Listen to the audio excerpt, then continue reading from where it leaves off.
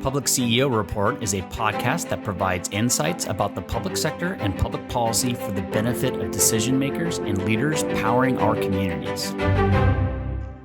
I'm your host, Ryder Todd Smith, and today we're joined by Andy Nickerson, president of HdL Companies, a revenue enhancement technology provider and local government consultant.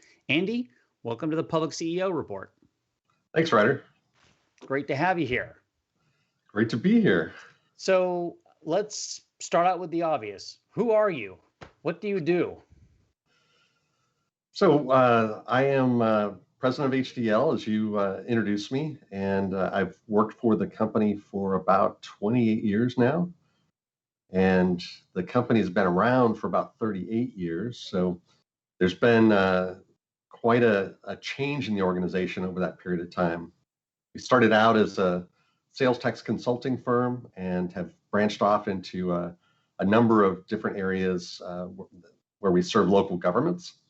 And most of those focus on the kind of the revenue side of the equation for local government agencies, but also some other consulting areas. And revenues, another way to translate that is typically taxes of some form, usually. Is that a fair statement? Yes, either taxes primarily, but also some fees as well. And I know some history of HdL from back in the day. You guys were started in California, as I recall, but you've now expanded to multiple states across the nation. Is that correct? How big are you these days in terms of number of states covered? Yes, so we started here in California. We were founded by a former city manager that was trying to better understand his sales tax revenues. And some months he would get a check from the state that was higher, other months it was lower. There was no backup detail, and so when he left his role as being a city manager, he founded, at that time it was called Robert Hinderleiter and Associates, and then a few years later, his first client at the city of Monterey Park, where the city manager was Lloyd DeLamas, ended up retiring or leaving his role as a city manager and joining Bob in the business, and so it started out really just focused on sales tax services. And then today we operate in about 11 states across the nation and serve about 550 cities, counties, and special districts. Wow. So one of the things I've learned in my work at Tripepi Smith, and I'm sure you have this experience too, is with all those different clients out there, you kind of get a front row seat into what's going on with local governments and what they're up to. And that must be a pretty diverse experience and insights that you get as a result of that position. Yeah, absolutely. I think a great part about being in the space that we're in is that we get to we've got some really long-term relationships with public agencies, particularly here in California where we started, and we hire a lot of people that come out of local government. And they one of the things they say about wanting to come work for HdL is they're looking to retire from the leadership roles that they've been in local government, and the challenges that they face in those roles, but still want to stay connected, to their colleagues and peers that they got to work with for decades in many cases. And so on our senior team, we have a number of retired former city managers, finance directors, economic development directors, revenue managers, and the like. And so local government is a big part of HdL's DNA. How did you end up in local government? How did you find your way to HdL? I think you said 28 years ago. Yes, it's a funny story. I was a student at Cal Poly Pomona, and in order for me to graduate, I was studying finance, and in order for me to graduate, I was required to have an internship in my field of study. And so I was out on a double date one night with a buddy of mine and our dates, and I was sharing this with the group that I was looking for an internship, and I really needed it to get one under or secured so that I could graduate from my program.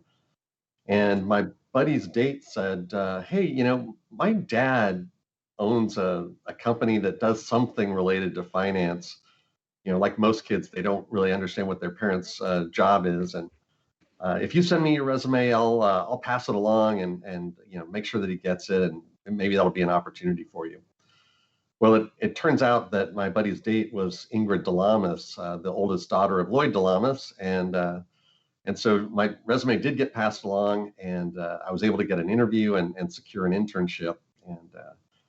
And at the conclusion of the internship and my graduation, the firm offered me a full-time position. And so very unusual. I never anticipated working for HdL for 28 years and the variety of roles that I've gotten to work in over that period of time. But it was a company its culture really fit what I was looking for, and got a lot of independence in the roles that I had over the years and opportunities to try new things, and just has been a great place to have a career.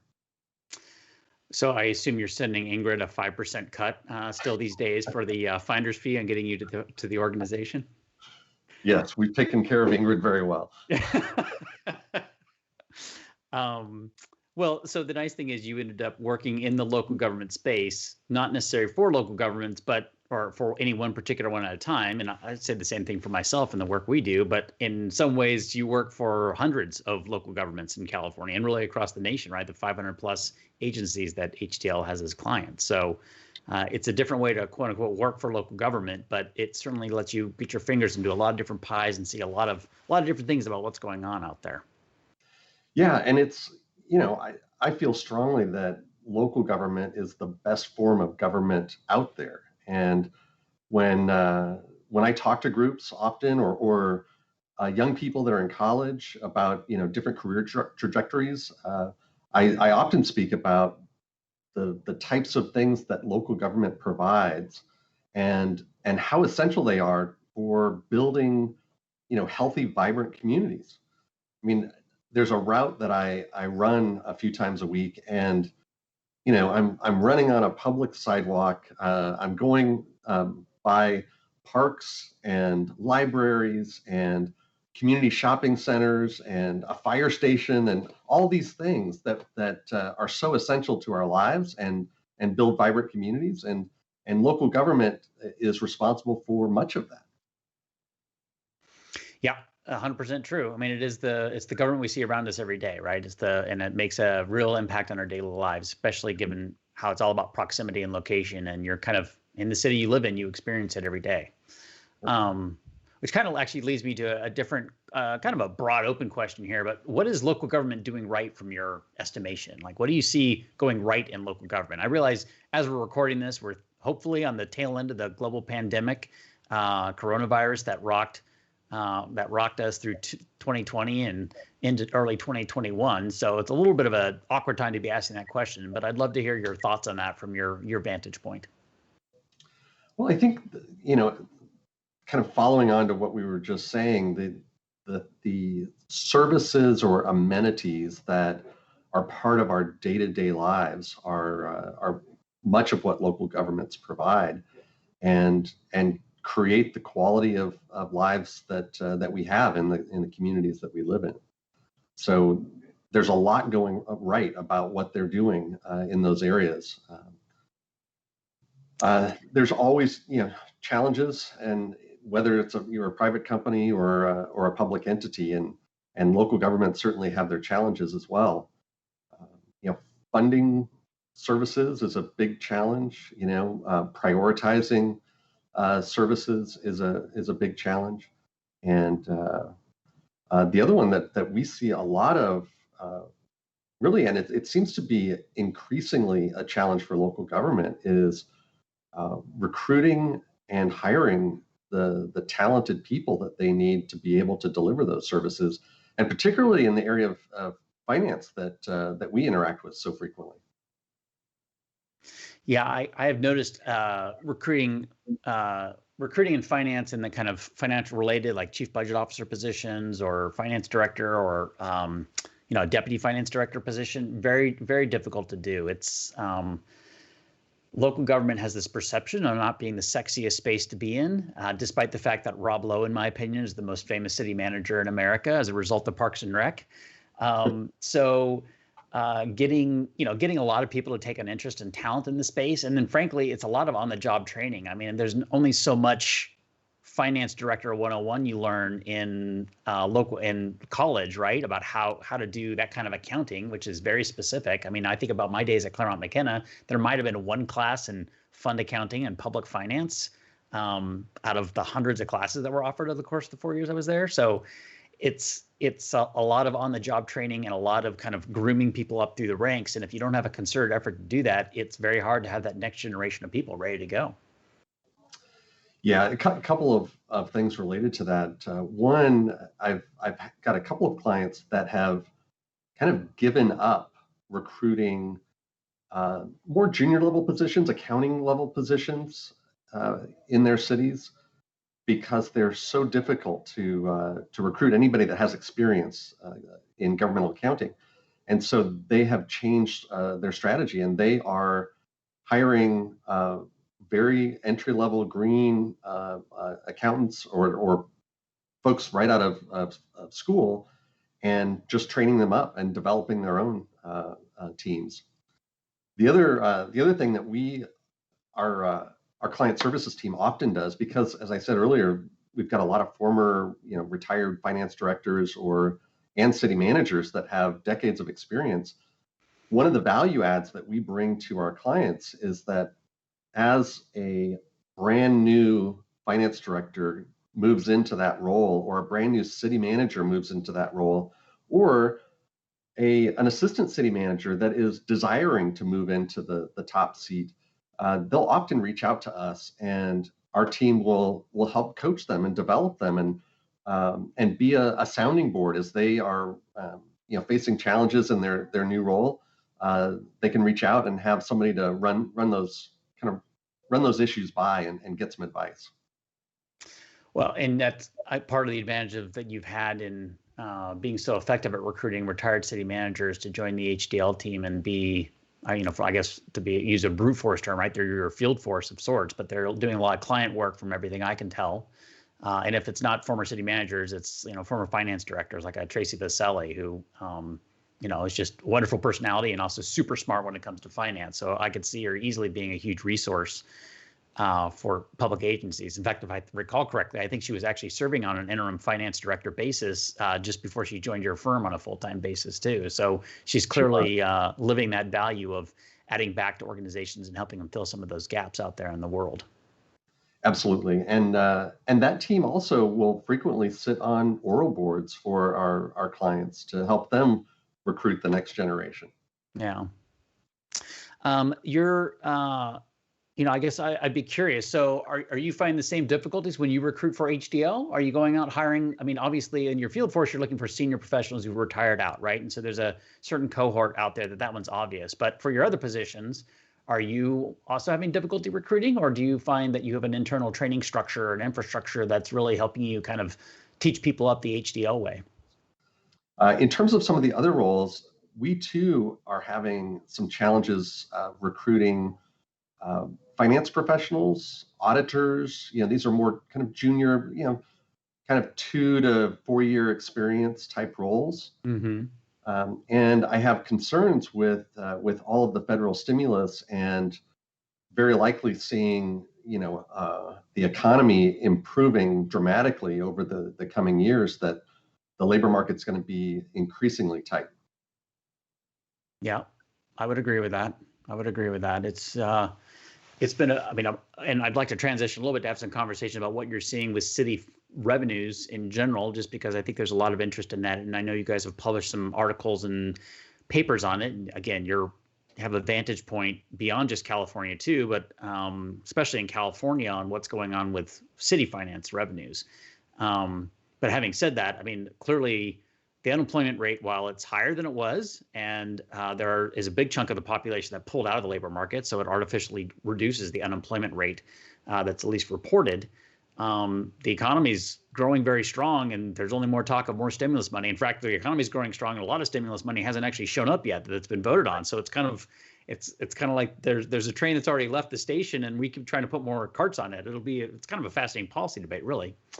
So we'll see. Talk to me a little bit about city revenues. What you guys have been observing. What happened through the pandemic? I know there were a lot of cities that early on. So we're talking, May, April of 2020, going into their June budget adoption. We're like, whoa, we're pulling way back. They cut a bunch of things. They really went into hibernate mode, expecting to have to dip into reserves. Did that manifest? What happened? Yeah, that was a year ago. Was an interesting period, and certainly we were working at a very rapid pace. The forecast. So our team has for years come together, and we do it once a quarter, and we subscribe to about 90 different trade publications and analyst reports for various industry sectors that we track for sales tax. And so we have 7 different primary industry sectors that we track. And we come together once a quarter to build our consensus forecast. And this is a statewide forecast on where we think that those industries are trending, positively, negatively, how much, why, all of that kind of stuff. So we use that statewide forecast to inform the revenue forecast that we do for each of our public agencies. And we adjust the statewide forecast based on the particular economic tax base that the city or county has. And then we're also making individual business adjustments for missing, this is on a taxpayer level, missing payments, audit adjustments, things like that. And then we prepare revenue forecasts for our clients, 1 to 5 year revenue forecasts, and we typically do that twice a year. Well, when COVID hit, as you pointed out, we were in budget season, and some cities had already adopted or were close to adopting their budgets.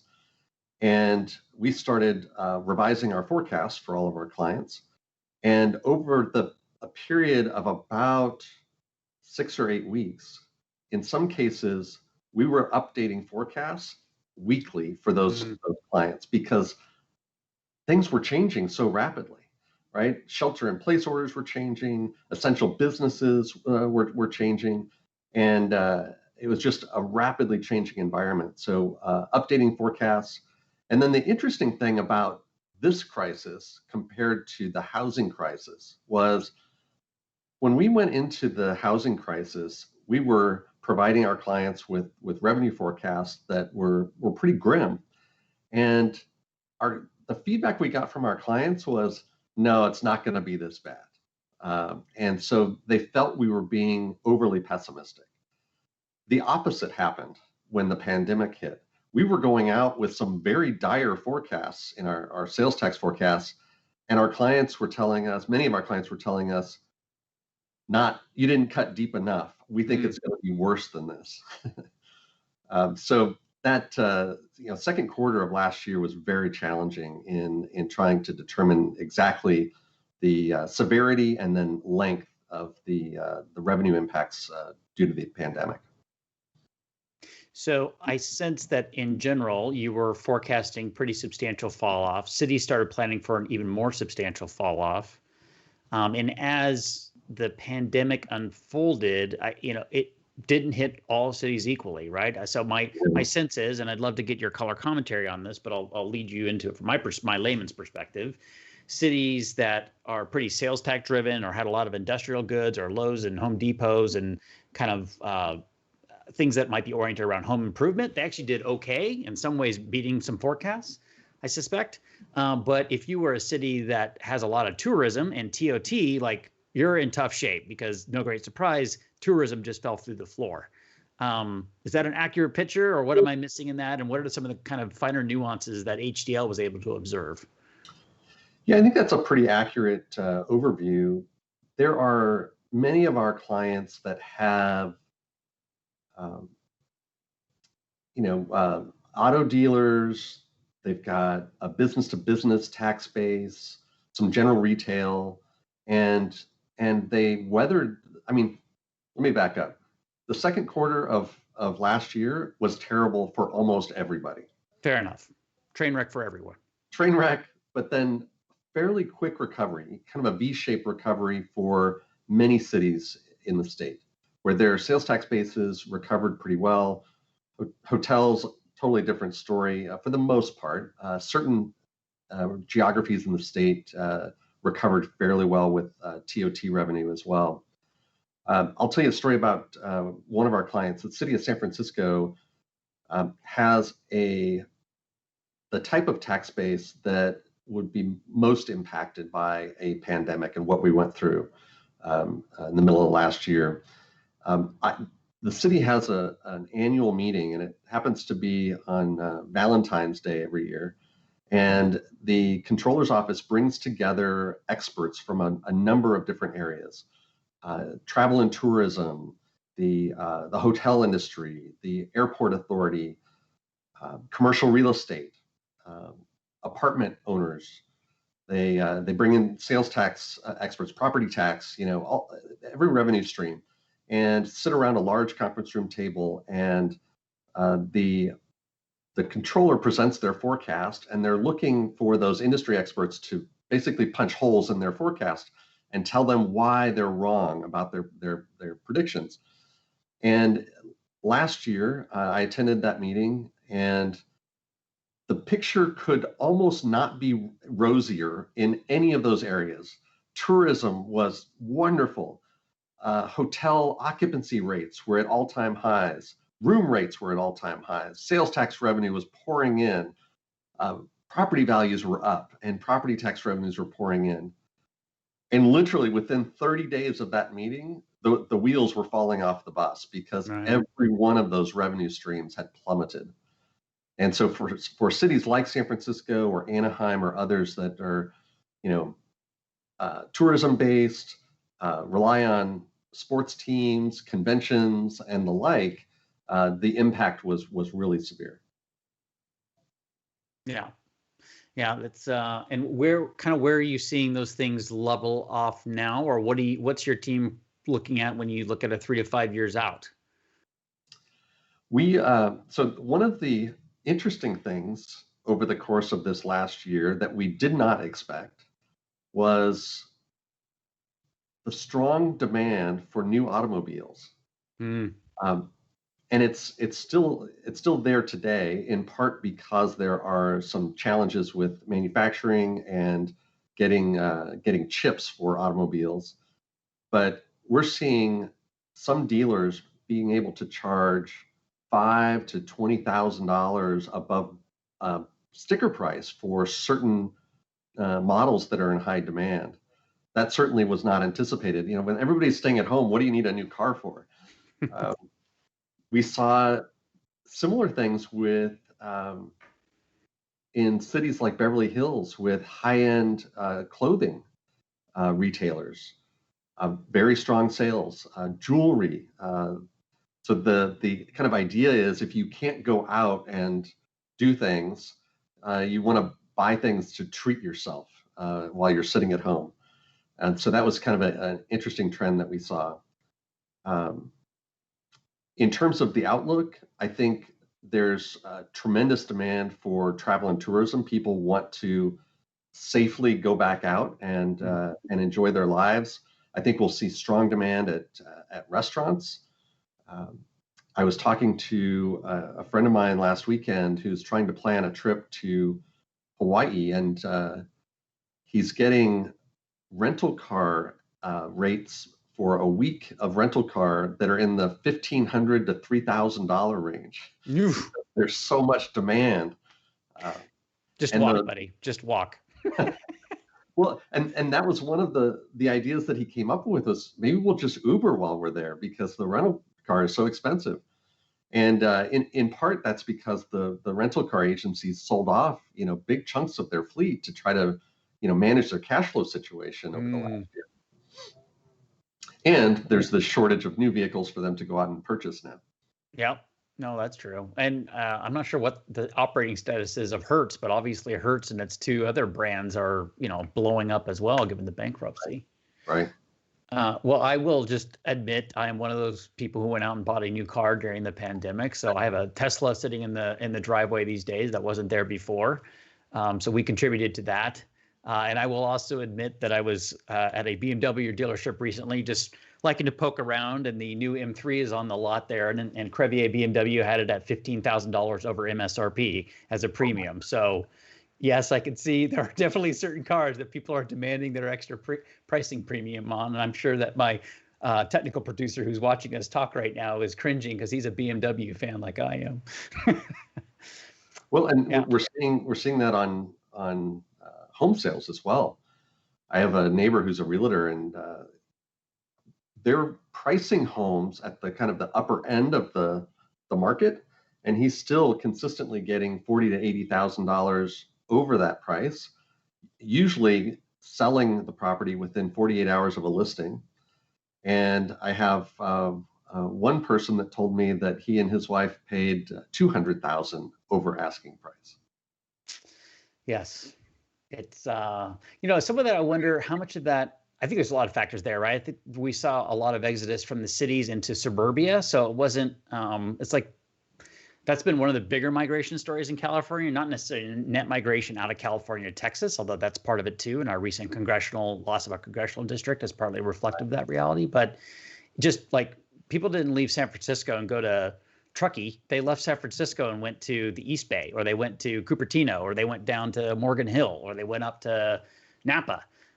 So you had, you definitely saw some, I think, price reductions on rental rates in San Francisco and higher vacancy. But they didn't, they were basically trying to get a little piece of heaven with maybe a pool or at least a backyard where they could be outside, enjoy some space, and have a little bit of breathing room, and not be walking on a 3-foot wide sidewalk next to their neighbors, crowded in space. So that had a huge impact, I think, on absorbing the suburban real estate market. And we're certainly seeing that here. You and I both are Orange County guys. So we're seeing that here in Orange County. My wife and I have been scouring real estate more out of curiosity than anything else. But I totally agree. It's a pretty crazy market. In fact, the Wall Street Journal just did a story on hot housing markets. The number one hot housing market in America year over year was Coeur d'Alene, Idaho, so northern Idaho, which has been popular for a while now, but particularly was trendy because they had less restrictive COVID requirements up there. So you had a lot of people kind of going into that area to live free, so to speak. And it's just a great place to retire. So that it had that going for it. And it's super safe. And there was a lot of response to kind of increased crime in highly urban areas that's been going on for the last couple of years as a trend. So it's had a real impact. I think the median home price that they said in the greater Coeur d'Alene area had gone up 47% year over year, which is in real estate is just crazy. I mean, anyways, people don't want to hear me talk. They want to hear you talk, Andy. I'll stop. I'll get off my soapbox, but it's kind of fascinating to just see that unfold. Any other kind of you think changes in long-term consumer patterns that you see shaping up? And we talked a little bit about increased demand, pent-up demand for restaurant experiences and travel. It sounds to me like we're probably bringing forward a lot of car purchases to some degree, or maybe it's just supply constraints. But I'm wondering if there'll be a dearth of new car purchases like 2 years out because there will be a saturated market of everybody bogged down by their new M3s that they went out and paid $15,000 over sticker for. I think we'll see. I mean, the new automobile trends have been pretty solid for quite a while. I think that much of the current kind of higher prices are the result of limitations on supply, and there's been a lot of stimulus, and so consumers have more discretionary income. They've had, savings rates have been high because they haven't been able to go out and do anything. So I think with that higher discretionary income, we'll see some that support the new car sales for a while.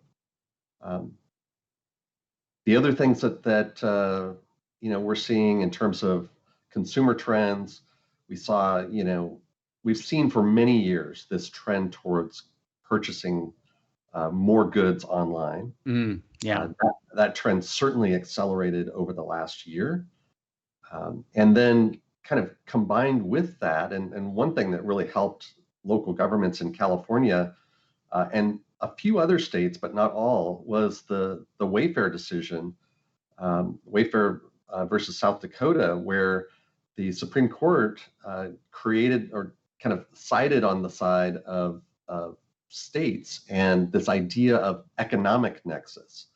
So if an online retailer was selling goods into a state and they had no physical presence, that this economic nexus would require them to collect and remit that state's sales tax. And so that decision, the timing of that decision, in terms of with the pandemic, was very fortunate for local governments in California, because the state then followed that decision with a bill, AB 147, that the governor signed and went into effect in 2019. And it went into effect in two different phases. The first, which was in April of 2019, required out-of-state sellers, I think the threshold was selling $500,000 or more into the state, would be required to collect that state sales tax. The second piece of that was implemented in October of that year, and that was related to marketplace facilitators like Walmart and Amazon and others that other businesses were selling goods through their platforms into the state. And so sales tax collections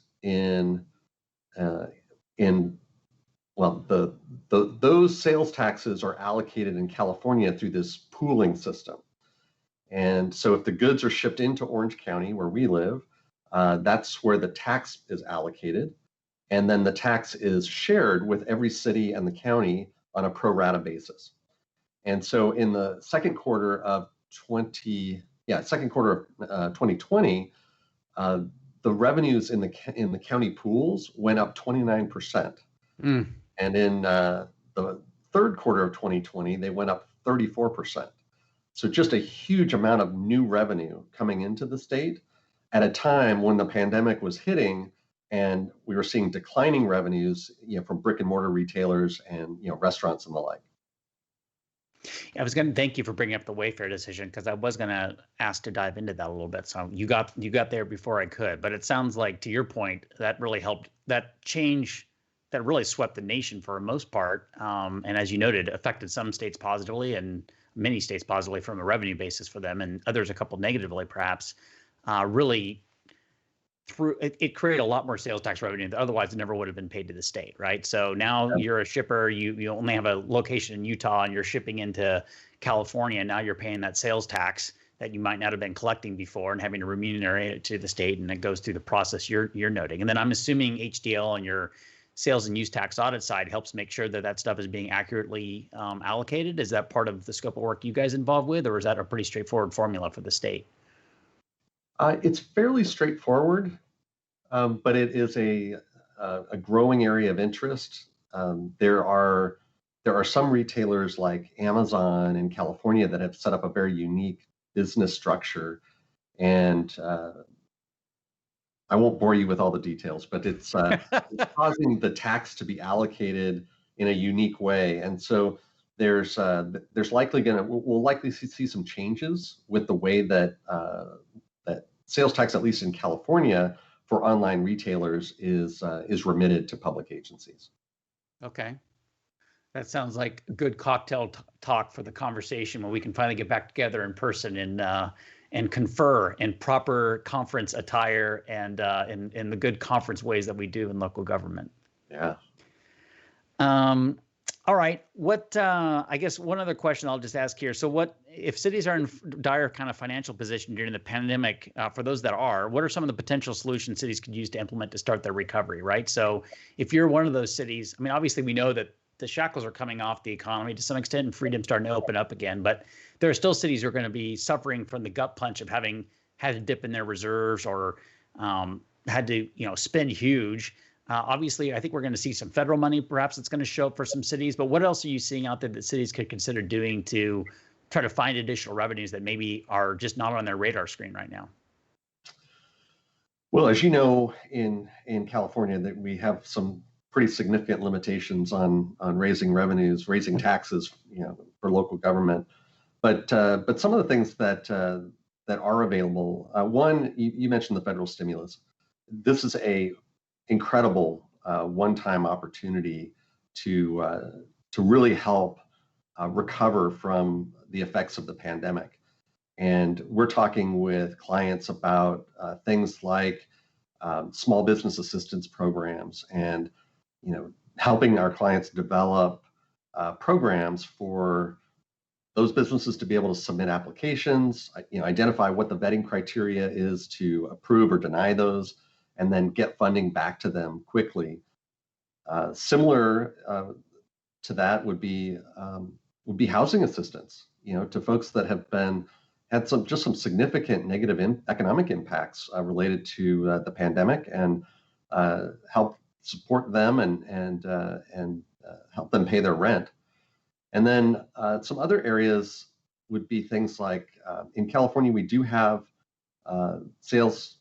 We call it add-on sales tax, or it's district tax or transactions and use tax. Those are sales taxes that communities can put before voters, and they seem to be being approved at pretty high rates, as long as communities can communicate, the compelling need for additional revenue. Parcel taxes are also a possibility. There are some cities in California that have implemented permits for adult use, either medicinal or recreational cannabis, and those can be revenue generators. We advise our clients not to permit them just for revenue, but to really look at the issue more broadly, and go down that path if it makes sense for their communities.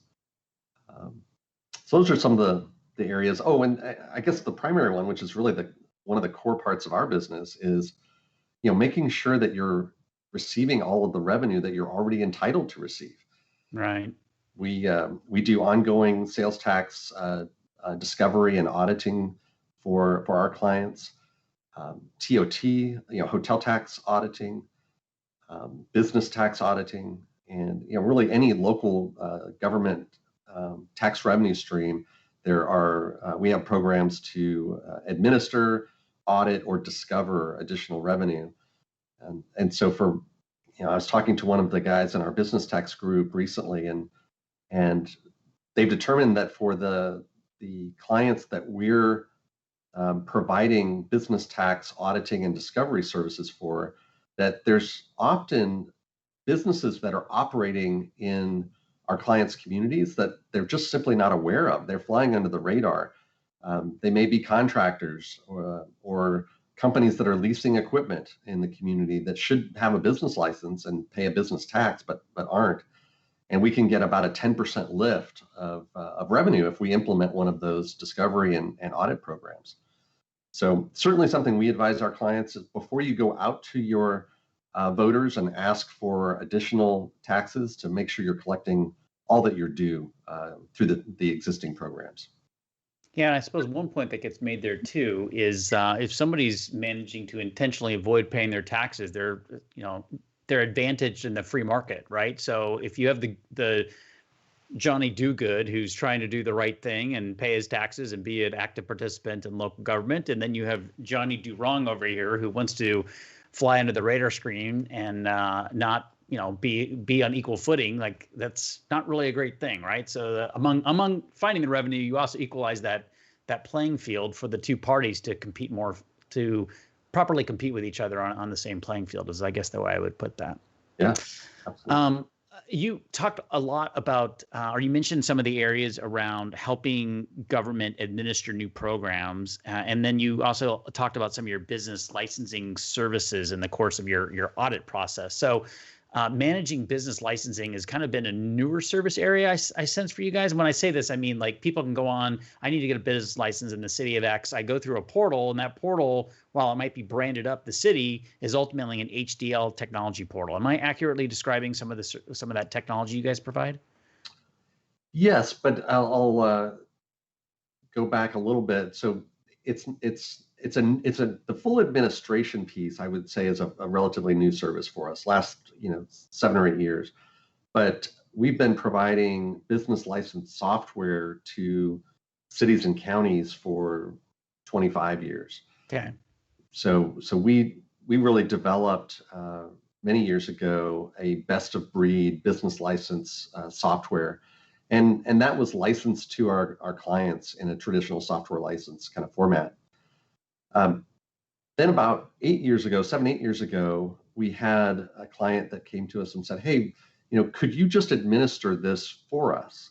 And so we started developing a program to do that. And for the first several years, it was primarily very small cities that we were providing that service for. And it's a full outsourced solution where we have an office in Fresno that a big part of that office is a call center operation.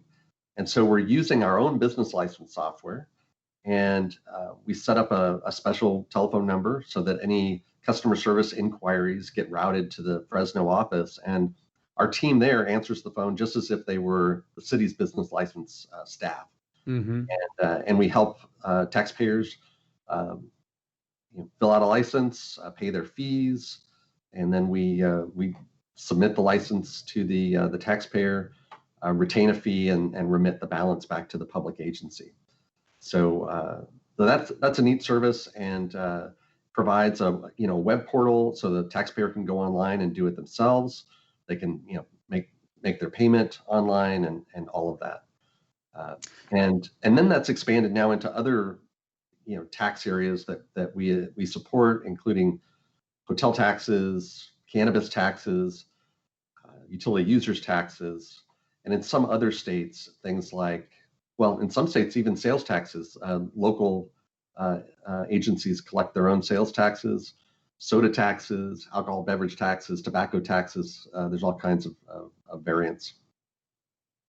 So it seems to me, and what I think about this in the context of COVID, and you and I have had some prior conversations about how you had to transform your business to respond to the COVID market. And I'd like to shift over to a little bit of conversation just about that, as like a leader of an organization dealing with the COVID response, transforming your organization to be responsive, partly because there's a bunch of our public sector agency friends and leaders out there who will watch this program. They'll be interested to know how another leader in a space with multiple offices, frankly, had to deal with that. But before I get there, this in the private sector, and now certainly in the public sector too, there's this idea of kind of operational transformation and flexibility and being able to be nimble. And the pandemic really forced that crux of that need on a lot of organizations, especially public agencies, who maybe had been stuck in a very paper-driven process, and all of a sudden there was nobody at the office to process paper anymore. So how do you handle business licensing, for example? So I'm just curious how you saw the impact of the pandemic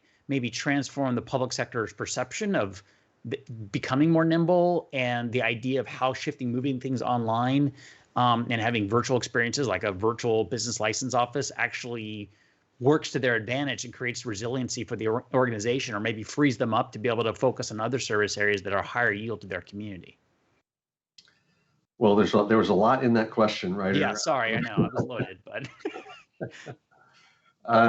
so I'll start with HdL's experience at the beginning of the pandemic.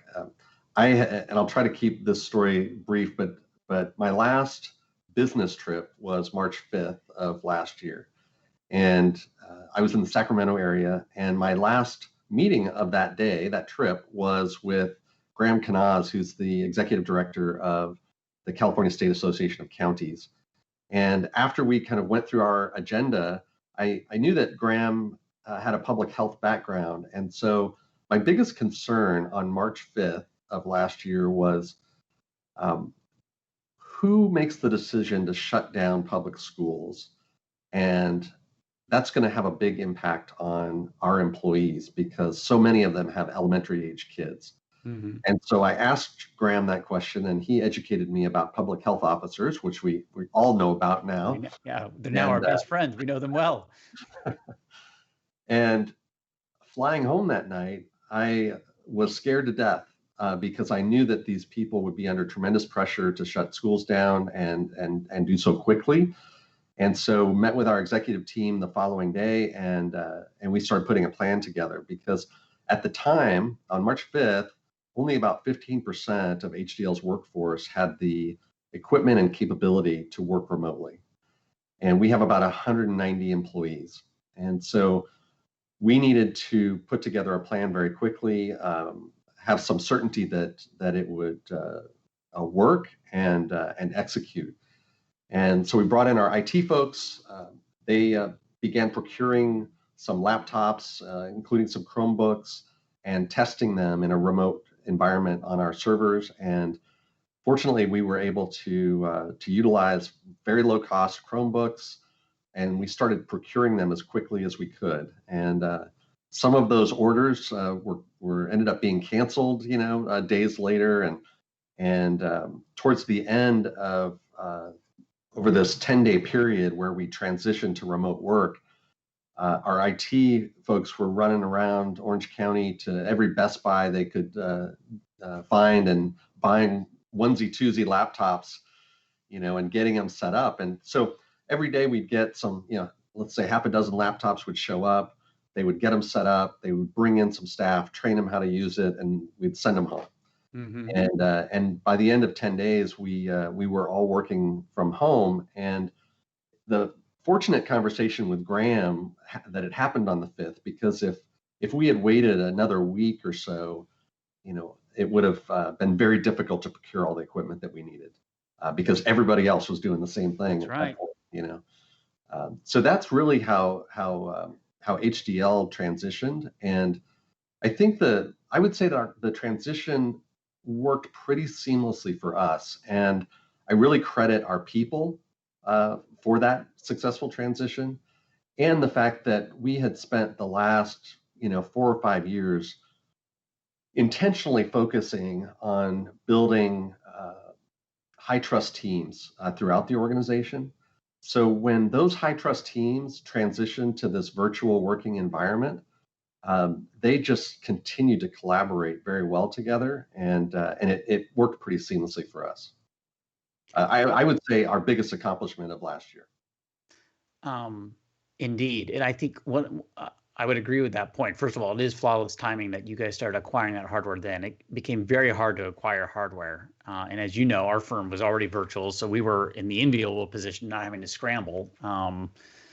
But I still was trying to buy really nice high-end cameras, external cameras and whatnot. And they were up for sale, but you had to pay 50% extra to get them, right? And only now am I starting to see those supplies come back online. But I think what's really interesting too, an important point you raised, and one I constantly speak to my city manager clients and friends about in the community at large, is you had built kind of teams that trusted each other, right? Which is a culture thing. And that takes time to build. That you're not going to do in 10 days, right? That takes a lot longer. So you had that groundwork already. And fundamentally, the point is, it's not just about technology. It's about technology combined with culture and team that really enables that kind of environment and that nimbleness and shift that you experienced. And in my mind, speaks really to how significant culture is as a component of building successful organizations in this very dynamic environment we're in right now, particularly if it remains a hybrid work from home, come to the office environment. It's going to be very, very interesting challenge for public agencies in particular to focus on culture building as a core component of their skill sets and assets they have as an organization. Absolutely. Yeah, the other thing that I think we made a lot of mistakes last year, just like everyone else, but one thing that we did well at the beginning of the pandemic was we implemented a much higher cadence of communications. And that included things like our senior team, which is about 15 or so senior leaders. We typical cadence is we meet twice a month. We switched to twice weekly meetings, and just constantly updating. How's your team doing? What are the challenges? What can we do to help? Those were very, very helpful. We encourage those leaders to increase the cadence of meetings with their teams as well. I'm sure people on your team, experienced some of this. There was a lot of anxiety, from our staff. What's going to happen to the company? What's going to happen to my job? Are we going to survive this? Am I going to get laid off? Am I going to have a cut in pay? All of those kinds of questions. And so we wanted to diminish that anxiety as much as we possibly could. And then our executive team was planning multiple scenarios for how this might play out. And what kind of cuts we would have to make under each scenario. And fortunately, the worst did not come into play for us like it did for some companies out there. The other thing that we did was we launched an internal company newsletter we called it HdL Connection, and it was to be able to share information broadly, and that initially started being published twice a week as well. We are now doing that twice a month as things have settled down a bit, but it was a way to communicate out to our staff, hey, here's some contracts that were signed this week. Here's some good feedback we got from clients this week. We put a focus on our core values, and we would go out and we'd find articles or video content that supported our core values and really kind of re-emphasize those to our teams. This is who we were prior to the pandemic, and this is who we still are in the midst of the pandemic.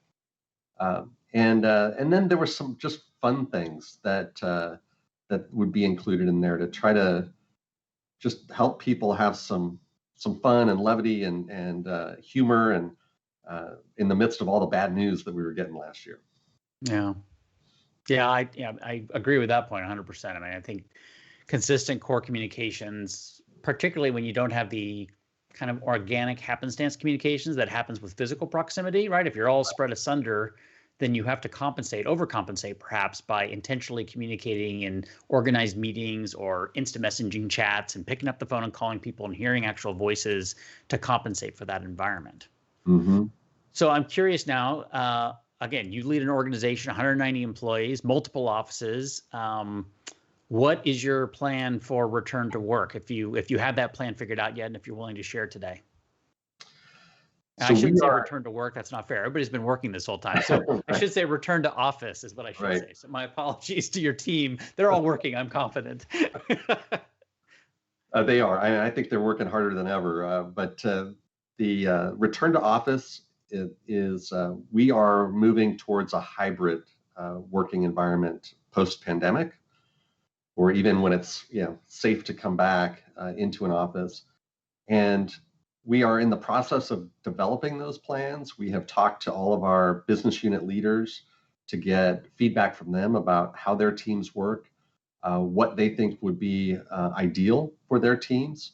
And I would say that varies dramatically from some of our development teams that will be primarily working from home on an ongoing basis, probably coming into an office once every couple of weeks for team meetings. And then other parts of our service lines, like our call center operation in Fresno, much greater need for those teams to be working in an office. And so it's all over that spectrum. But one thing that and I think, and the other part of more of a hybrid work environment, we want to maintain our competitiveness in terms of recruiting talent out there. I mean, I view my role as a president and CEO, one of I would say the top kind of 4 things that I do. One of them is acquiring the best talent and fielding the best team that we can possibly field. And so we want to make sure that we continue to be very competitive in recruiting. Yeah, and I would say employee expectations have changed significantly on that front, right? So if there's unless there's a really good logical reason why I have to come to the office every day, good talent is going to want the option to be able to work from home or work on go to the mountains and spend a week in the mountains working and delivering. But they're going to expect that flexibility. And I've always seen that as a competitive advantage for our firm, given our pure remote environment, that our ability to bring on talent wherever they are and give them the flexibility to go spend a month in Utah or go spend 3 weeks up in the Central Coast of California is a huge advantage that we're able to offer to the team and the awesome talent that gets to join our firm here at Tripepi Smith. Yeah, in the midst of the pandemic, we hired a developer who was living in Las Vegas, and he was planning to move to Southern California to come work for us. And after we had hired him, he kind of reached out and said, "Hey, what's it going to look like for HdL going forward?" And so we shared with him that, yeah, we're moving toward this hybrid environment. And he said, well, I'm thinking about moving to Texas. Would that be okay with you? We said, okay. Yeehaw. Make it happen. Andy, is there, you're a man of many talents with a big organization, lots of fingers in any pots. Anything else you want to highlight or chat about today before we bring it to a close? The one thing that's I think is going to be really interesting to see in the local government space that we work in is how local governments work post-pandemic. And I think we're going to see a lot of change there as well. I know a recent conversation I had with a city manager in the northern part of the state. He had a customer service staff member who had been working from home and worked for the city for many years. And about 6 months ago, her husband was transferred by his company to Washington State, and she approached her city manager and said, "Hey, would it be okay if I continue to work for the city, but work from Washington?" And he said, "Absolutely." And, a year and a half ago, the answer probably would have been no. Right. And so really interested to see how local governments transition their organizations post-pandemic and how city council meetings will operate, how, new ways that they'll engage members of their communities on various issues. That's going to be exciting to see, hopefully some change there. Yep, I agree. It's going to be fascinating to watch the change happen. And from your vantage point at HdL, you're going to have a front row seat to watch it unfold and see the space that you and I spend so much time in change and transform in front of your very eyes. Well, thank you, Andy. Thanks for joining the team. And that's today's report. My thanks to Andy for joining us. And from the whole Public CEO team and myself, Ryder Todd Smith, thank you for your time today. Thanks, Ryder. We hope you learned something new and inspiring that'll help you in your public service. Remember, PublicCEO has a daily newsletter that is free to those who sign up at PublicCEO.com.